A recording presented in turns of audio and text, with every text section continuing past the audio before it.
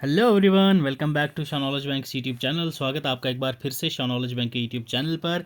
आज हम लोग डिस्कस करेंगे हमारा मॉक टेस्ट नंबर 6, जिसमें हमारा अकाउंटेंसी एंड बुक कीपिंग का इंपॉर्टेंट टॉपिक आपका कॉस्ट अकाउंटिंग रहने वाला है। स्पेसिफिक इसके बेस्ट 20 एमसीक्यूज हम लोग डिस्कस करने वाले हैं।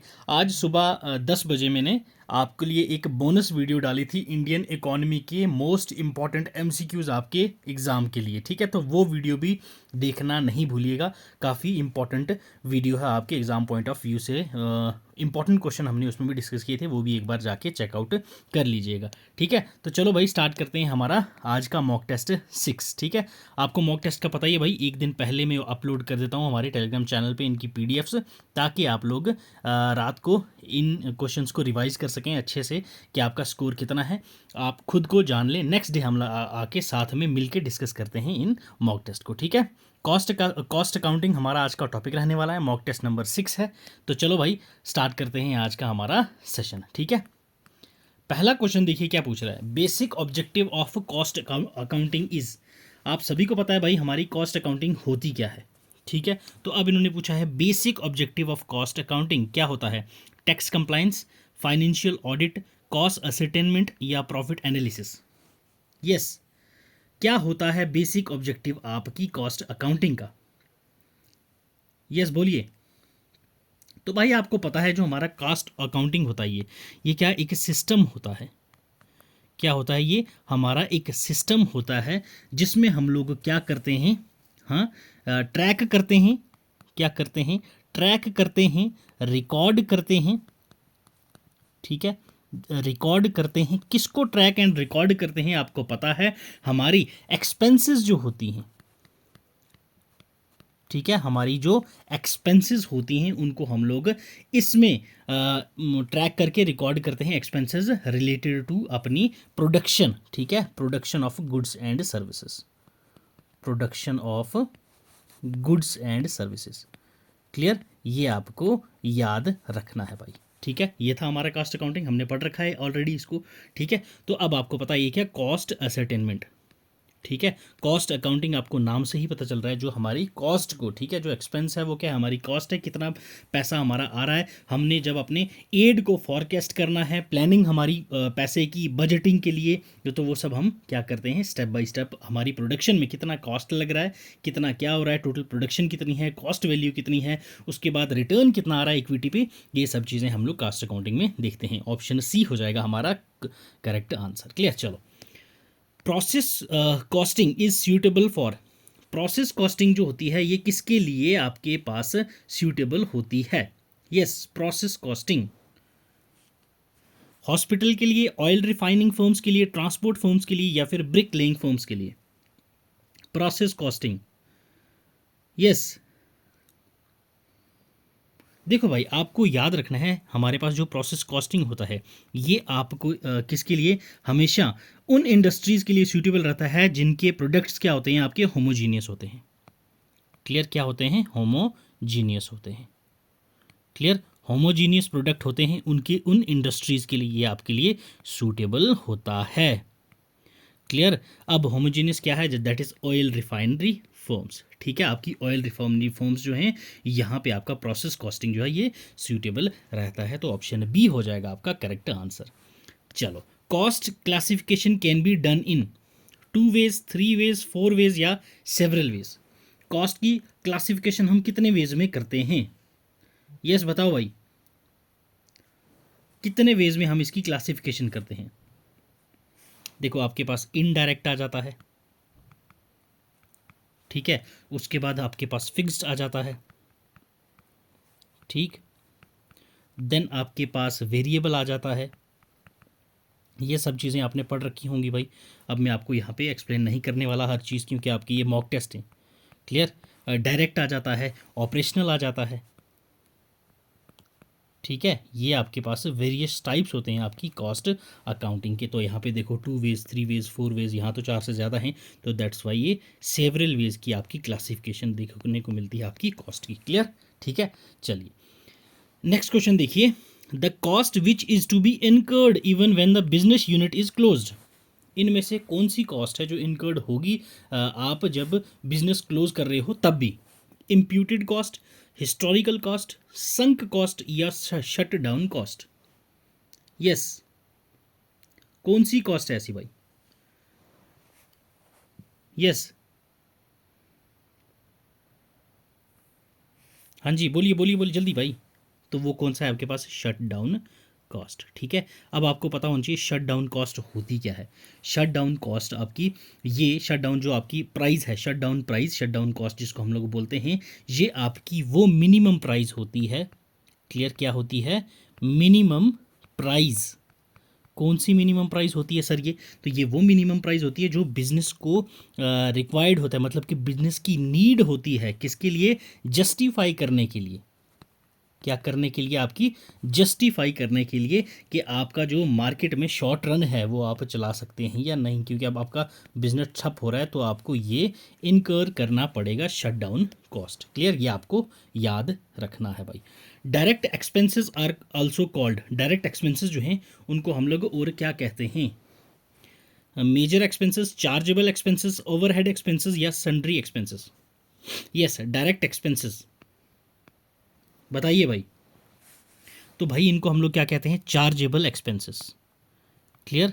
चार्जेबल एक्सपेंसेस कहते हैं हम लोग किसको? दैट इज डायरेक्ट एक्सपेंसेस को। ऑप्शन बी है हमारा करेक्ट आंसर। ठीक है भाई, याद रहेगा। चलो अब आ जाओ नेक्स्ट क्वेश्चन पे। Indirect material, okay, indirect material used in production is classified as office overhead, selling overhead, distribution overhead या factory overhead? Yes, indirect material जो यूज होता है आपकी प्रोडक्शन में वो किस में क्लासिफाई किया जाता है? यस, तो फैक्ट्री ओवरहेड में। किसमें? ऑप्शन डी है आपके पास correct answer, that is factory overhead. ठीक है, ये आपकी प्रोडक्शन प्रोसेस में यूज़ तो किया जाता है बट डायरेक्टली ट्रेसेबल नहीं होता। ये क्या होता है? डायरेक्टली ट्रेसेबल नहीं होता, ये भी आपने याद रखना है। डायरेक्टली ट्रेसेबल, डायरेक्टली ट्रेसेबल नहीं होता, ये आपने पॉइंट याद रखना है। दैट्स वाई ये आपका फैक्ट्री ओवरहेड में आता है, आपका इनडायरेक्ट मटेरियल जो आपका यूज़ हो। Clear? Warehouse rent is a part of, warehouse rent जो है ये आपका किसका पार्ट होता है? Prime cost, factory cost, distribution cost या प्रोडक्शन कॉस्ट? यस, तो भाई जो आपका वेयर हाउस रेंट होता है ये आपका डिस्ट्रीब्यूशन कॉस्ट होती है। क्या होती है? डिस्ट्रीब्यूशन कॉस्ट होती है। क्यों? यूजुअली जो ये कॉस्ट होती है वो आपकी इनकर्ड होती है। क्या? इनकर्ड होती है। तो जो आप प्रोडक्ट डिलीवर करते हैं किसके लिए? प्रोडक्शन यूनिट से लेके एंड यूज़र तक। ठीक है, जो भी आपका प्रोडक्ट की डिलीवरी के टाइम पे कॉस्ट इनकर्ड हो रहा है प्रोडक्शन यूनिट से लेके एंड यूज़र तक, तो उसको हम लोग क्या कहते हैं भाई? That is distribution cost, distribution cost बोलते हैं हम लोग। इसी को हम लोग वेयर हाउस रेंट भी कहते हैं, ये आपको याद रखना है। ठीक है, ये एक ब्रॉड टर्मिनोलॉजी है जो सेवरल कॉस्ट्स में आपको इंक्लूड मिलेगी। सेवरल कॉस्ट में आपको ये डिस्ट्रीब्यूशन कॉस्ट देखने को मिलती है। ठीक है, indirect material scrap. Clear? Indirect material की हमने बात की थी, अब यहाँ पे indirect material scrap is adjusted along with prime cost, factory cost, labour cost या cost of good sold? Yes, indirect material scrap. देखो, आपको पहली चीज़ क्या पता होनी चाहिए भाई? ये आंसर मैं बताता हूँ आपका B, that is factory cost. अब फैक्ट्री कॉस्ट होती कौन सी है ये भी आपको पता होना चाहिए। ये आपकी टोटल कॉस्ट जो आपको रिक्वायर्ड होती है। क्या होती है? टोटल कॉस्ट रिक्वायर्ड, किस चीज़ के लिए? जो भी आपको टोटल कॉस्ट रिक्वायर्ड होगी टू मैन्युफैक्चर गुड्स। क्लियर? ये चीज़ आपने याद रखनी है, टू मैन्युफैक्चर गुड्स। तो ये आपकी आ जाती है क्या? Factory cost. तो ऑप्शन बी हो जाएगा आपका इनडायरेक्ट मटेरियल स्क्रैप एडजस्ट होता है कहाँ पे? Factory cost. ठीक है, tender is an estimation of profit, estimation of cost, estimation of selling price, estimation of unit. Yes, ये सभी को पता होगा भाई। यस, तो ये आपका एस्टिमेशन ऑफ सेलिंग प्राइस होता है आपका टेंडर। ठीक है, tender is use in response to request for tender, ये आपको याद रखना है। तो estimation of selling price that is tender. ठीक है, ऑप्शन सी हो जाएगा आपका करेक्ट आंसर। क्वेश्चन 10 देखिए, total of all direct cost is termed as, जितने भी डायरेक्ट कॉस्ट्स होते हैं सारे के सारे उनको क्या टर्म किया जाता है? Prime cost, works cost, cost of sales, cost of productions? Yes, बताइए। देखो भाई, टोटल डायरेक्ट कॉस्ट जो आपकी, सिंपली आपको याद रखना है प्राइम कॉस्ट, ठीक है। प्राइम कॉस्ट को ही हम लोग क्या कहते हैं, टोटल डायरेक्ट कॉस्ट्स, ऐसे आपको याद रहेगा, टोटल डायरेक्ट कॉस्ट्स, ये हमारा क्या होता है, प्राइम कॉस्ट, ठीक है। ये आपका जो प्राइम कॉस्ट है ये आपका फिक्स्ड भी हो सकता है और वेरिएबल भी हो सकता है, ये आपको इंपॉर्टेंट चीज़ याद रखनी है, ठीक है। क्लियर, चलो आ जाओ भाई, ऑप्शन ए हो जाएगा इसका करेक्ट आंसर भाई, ठीक है। चलो आ जाओ नेक्स्ट क्वेश्चन पे। Question 11, audit fee is a part of, audit fee जो होती है वो आपका किसका पार्ट होती है, works on cost, selling overhead, distribution overhead या administration overhead. Yes, audit fee, हाँ जी, तो इट्स एडमिनिस्ट्रेशन ओवरहेड, ठीक है। ऑडिट फीस जो है ये आपका क्या होती है, as a part of administration head होती है, ये एक एसेंशियल होती है ऑल ओवर हेड की, जो इंक्लूड नहीं होती मैन्युफैक्चरिंग हेड में, ठीक है। मैन्युफैक्चरिंग हेड में ये आपकी इंक्लूड नहीं होती। और याद रखना, एडमिनिस्ट्रेटिव ओवरहेड जो होता है ये वो सारी आपकी कॉस्ट होती हैं जो आपकी इन्वॉल्व नहीं होती किसमें, डेवलपमेंट और production of goods and services में, ये पॉइंट याद रखना है आपने। तो audit fees that is administration overhead, clear. चलो क्वेश्चन 12 देखो भाई, cost production concept include all of the following except, ठीक है। कॉस्ट अकाउंटिंग जो कंसेप्ट है इनमें से सब चीज़ें उसमें आती हैं एक्सेप्ट इनमें से कोई एक नहीं आता, वो कौन सा है भाई बताओ। प्लानिंग नहीं आता, कंट्रोलिंग नहीं आता, प्रॉफिट शेयरिंग नहीं आता, या प्रोडक्ट कॉस्टिंग नहीं आता। हमने स्टार्टिंग में ही देखा था कि भाई हमारी क्या होती है, जो हम प्लानिंग करते हैं कॉस्ट की, उसके बाद अपनी जो मैन्युफैक्चरिंग का, प्रोडक्शन का, तो कैसे करेंगे, कंट्रोल करके करेंगे, प्लान करके करेंगे, ठीक है। प्रोडक्ट की ही कॉस्टिंग हो रही है ये तो होगा ही होगा, इसमें आपको प्रॉफिट शेयरिंग का कोई कंसेप्ट नहीं देखने को मिलता। क्लियर, ऑप्शन सी हो जाएगा आपका correct answer for this particular question, ठीक है भाई। चलो बढ़ते हैं आगे। Toy manufacturing industry should use, toy manufacturing industry को क्या यूज़ करना चाहिए, unit costing, process costing, batch costing या मल्टीपल कॉस्टिंग। यस, तो इनको क्या यूज़ करना चाहिए, दैट इज बैच कॉस्टिंग, ठीक है। याद रखना है बैच कॉस्टिंग, ये आपका ये एक अनदर फॉर्म है आपकी किसकी, याद रखना है आपको, it is another form of job costing. Clear, ये आपको याद रखनी है टर्म, ठीक है। जो आपकी बैच कॉस्टिंग होती है ये आपकी अनदर टर्म होती है जो आपको जॉब कॉस्टिंग याद दिलाती है। इस मेथड में आप लोग हिमोजीनियस प्रोडक्ट जो होती हैं उसको हम लोग कॉस्ट यूनिट लेते हैं, और जो बैच है वो आपका कंसिस्ट करता है स्पेसिफिक नंबर ऑफ प्रोडक्ट्स या फिर यूनिट ऑफ आर्टिकल्स को। Clear, batch costing, option C हो जाएगा आपका करेक्ट आंसर भाई। चलिए नेक्स्ट क्वेश्चन पे आ जाओ। Cost unit of sugar industry can be पर लीटर, पर टन, पर एकड़, पर मीटर। यस भाई, तो ये तो भाई आपको बहुत इजी क्वेश्चन आ गया, ठीक है। ऐसा आपको देखने को नहीं मिलने वाला एग्जाम में, बट होप कर लो कि ऐसा क्वेश्चन आ जाए आपकी तो बल्ले बल्ले हो जाएगी। यस, तो ये आपको पता है भाई पर टन, ठीक है। ऑप्शन बी हो जाएगा आपका करेक्ट आंसर, ठीक है। कॉस्ट यूनिट जो होती है वो आपकी रेफर करती है किसको, क्वांटिटी ऑफ प्रोडक्ट, ठीक है,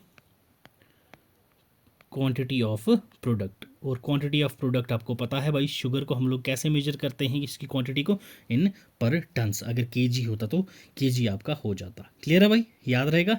चलो आ जाओ नेक्स्ट क्वेश्चन पे आ जाओ भाई। नेक्स्ट क्वेश्चन क्या कह रहा है देखिए, the ascertainment of costs after they have been incurred is known as, जो कैश हमने इनकर्ड कर ली है तो उसको, उसकी कॉस्ट असरटेनमेंट को हम लोग क्या कहते हैं, marginal costing, historical costing, sunk cost या नोशनल कॉस्ट। यस, क्वेश्चन 15 बताइए भाई। तो इसको हम लोग बोलते हैं हिस्टोरिकल कॉस्टिंग।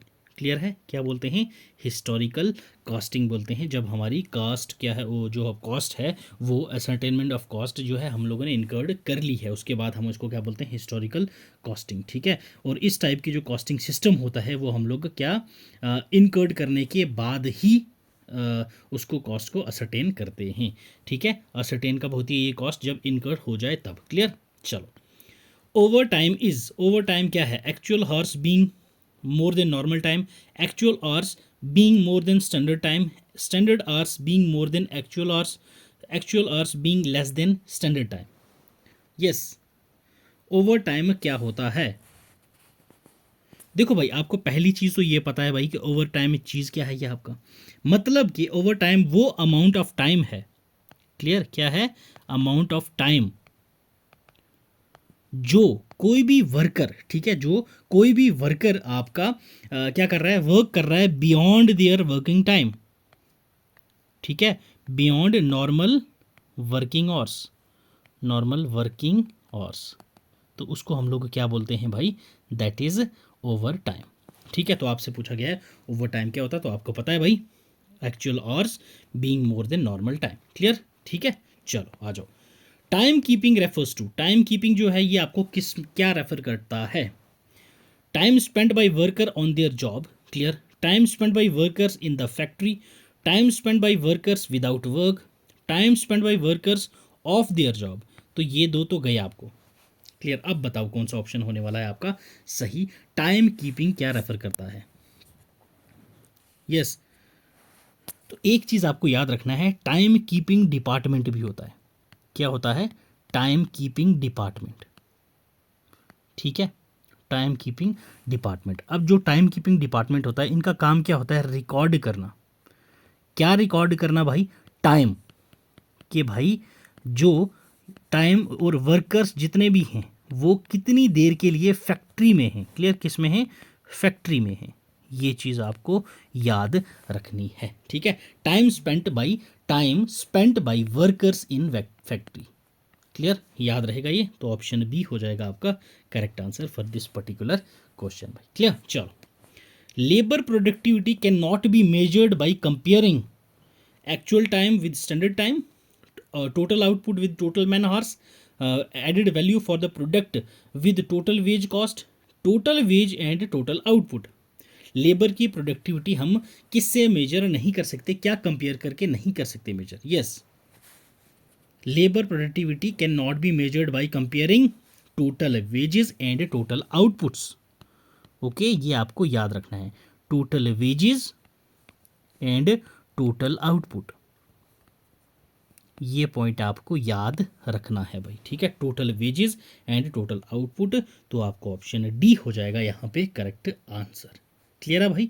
ठीक है, और जो आपकी लेबर की प्रोडक्टिविटी होती है वो मेजर की जाती है हॉर्ली आउटपुट पे। ठीक है, हमारी कंट्री की इकोनॉमी के हिसाब से, हॉर्ली आउटपुट से मतलब घंटे के हिसाब से, तो आपका ऑप्शन डी हो जाएगा यहाँ पे करेक्ट आंसर। ठीक है जी, चलो question 19, given that for a job standard time is 8 hours, ठीक है, actual time taken is 6 hours and time rate is ₹2 per hour, what is the total wage under हैस्ले premium plan?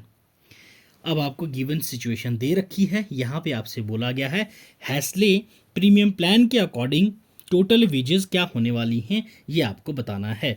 12 rupees, 14 rupees, 16 rupees या 18 rupees. Yes, standard time आप देखो तो क्या दे रखा है आपको भाई? 8 घंटे। क्लियर है भाई? रेट पर आर देखिए हम लोग तो कितना दे रखा है भाई? ₹2 है ना, ₹2 दे रखा है ना, ₹2। क्लियर है? याद रखना है भाई, केस 1 में आपको ₹2 दे रखा है। नेक्स्ट आपको अगर टाइम टेकन हम लोगों का कितना हो गया भाई? टाइम टेकन कितना हो गया भाई इसमें? 8। ठीक है, इतना ही है। इसके बाद अर्निंग्स कितनी होंगी अब? 8 इंटू 2, ठीक है, पर आवर के हिसाब से ₹2 मिल रहा है। 8 इंटू 2 कितना हो गया? 16। तो 16 हो गया आपका। अब केस 2 पे आ जाओ। ठीक है, अब नेक्स्ट आपको क्या है, यहाँ पे आ गया केस 1 था ये, केस 2 में आ जाओ। केस 2 में आपके पास क्या है भाई? Time taken 10 hours. ठीक है, स्टैंडर्ड जॉब के actual time taken is 6 hours, ये 6 घंटे लगाए हैं, 8 घंटे का स्टैंडर्ड टाइम था। नेक्स्ट आपके पास कितना आ गया? 10 घंटे। तो 10 इंटू 2 कर लो, ₹2 पर आवर दे रखा है, तो कितना हो जाएगा आपके पास? 20। केस 2 आपके पास हो गया। ठीक है, नेक्स्ट अब हम लोगों ने क्या करना है, इसको टाइम और वेजेस दोनों का बोनसेस जो हैं उन दोनों को हम लोग जब कंबाइन करेंगे, टाइम वेजेस प्लस बोनस हमारा जो आएगा वो हमें मिलेगा 18। क्लियर? कितना होगा? 18 रुपीज़। ठीक है, इस तरह से आपको ये करना है। हालांकि आपको प्रैक्टिकल क्वेश्चन नहीं आएगा, मैंने आपको समझाने के लिए ये क्वेश्चन डाल दिया था। ठीक है। केस 1 केस 2 आपने ऐड करना है, कितना आएगा 20, टाइम टेकन आपका फिर कितना है 6 घंटे का, तो उसमें आपका कितना रहेगा भाई 12 20, देन आपके पास कितने रहेगा 12, ये आपका हो रहेगा bonus.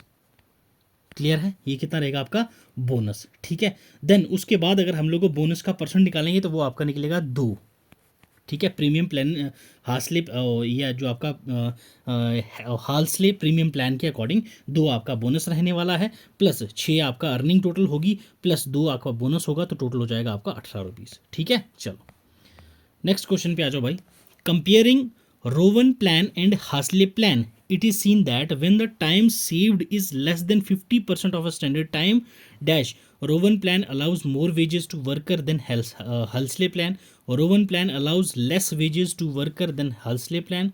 Rowan and Halsley plan allow equal wages to worker. Rowan plan and Halsley plan are equal to ordinary time wages. Yes, बताओ भाई। लास्ट के 2 क्वेश्चन में आपका सिर थोड़ा घुमा होगा, आई नो, बताओ। तो यस भाई, जो रोवन प्लान है ये आपका अलाउ करता है ज़्यादा वेजेस, मोर वेजेस वर्कर्स को देन हेल्सले प्लान। क्लियर, ये आपको पॉइंट याद रखना है, ठीक है। ये आपको अगर देखा जाए तो आपका टाइम सेव होगा कितना 50% स्टैंडर्ड टाइम से, और रोवन का जो प्लान है वो आपका वेजेस एक्स्ट्रा देता है as compare to Halsey plan. Clear, option A हो जाएगा आपका करेक्ट आंसर, ठीक है भाई। तो ये था हमारा आज का सेशन ऑन कॉस्ट अकाउंटिंग। तो कल आप लोगों को पीपीटी मिल ही गई थी, तो उम्मीद करता हूँ भाई आपने इन 20 क्वेश्चन से भी काफ़ी कुछ सीखा होगा, और एक्सपेक्ट करना कि 1-2 क्वेश्चन जो आपके कॉस्ट अकाउंटिंग के आएंगे तो इनमें से आ जाएं तो आपकी किस्मत अच्छी हो जाएगी भाई, ठीक है। तो चलो मिलेंगे नेक्स्ट सेशन में। नेक्स्ट हमारा सेशन रहने वाला है भाई हमारा इंग्लिश का टॉप 50 MCQs करेंगे हम लोग, ठीक है। टॉप 50 MCQs जनरल इंग्लिश के हम लोग करेंगे, सारे पोर्शन के मैंने वहाँ पे आपको करवा रखे हैं। अच्छी प्रैक्टिस हो जाएगी, चाहे आपके ईडियम फ्रेजेस हों या फिर सिनोनिम एंटोनियम्स हों, उसके बाद प्रीपोजिशन है, आपके टेंसेस वाला सेक्शन है, कॉमन एरर डिटेक्शन सेक्शन है, सबके क्वेश्चन मैंने वहाँ पे कंबाइंड डाल रखे हैं। वो सेशन देखना भी नहीं भूलिएगा, ठीक है भाई। तो चलो मिलते हैं नेक्स्ट सेशन में, तब तक पढ़ते रहो, खुश रहो, God bless you, keep learning, keep sharing.